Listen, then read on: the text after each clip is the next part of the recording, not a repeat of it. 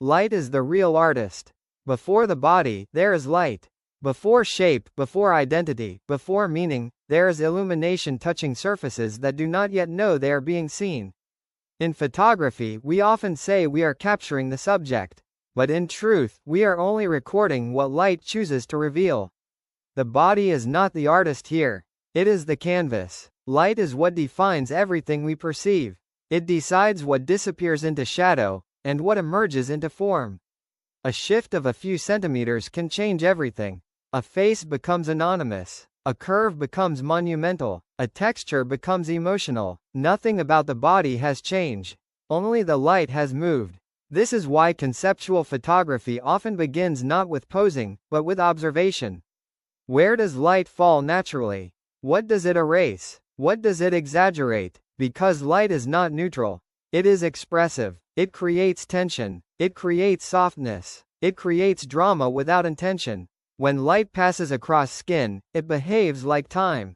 It stretches, compresses, reveals, and hides.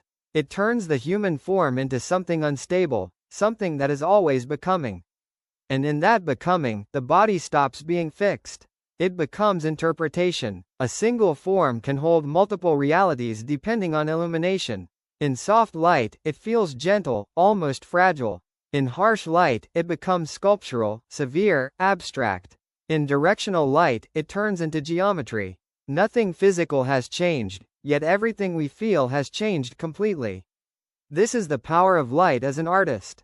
It does not describe, it transforms. And the photographer is no longer the creator of meaning, but the witness of light's decisions. Even emotion, in this context, is not something imposed on the subject. It is something revealed through shadow. Because shadow is not absence.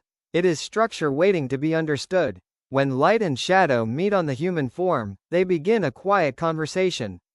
One reveals, one withholds, and between them, perception is shaped. This is why the most powerful images are not always about what is shown, but about what is partially hidden. Because the mind completes what the light refuses to finish. And in that collaboration between seeing and imagining, the image becomes alive. Not because the body is moving, but because light is moving across it. So in the end, we return to the same truth. We are not photographing bodies. We are photographing light passing through form. And once you understand that, you begin to see differently. Not the subject first, but the light that made it possible to see at all.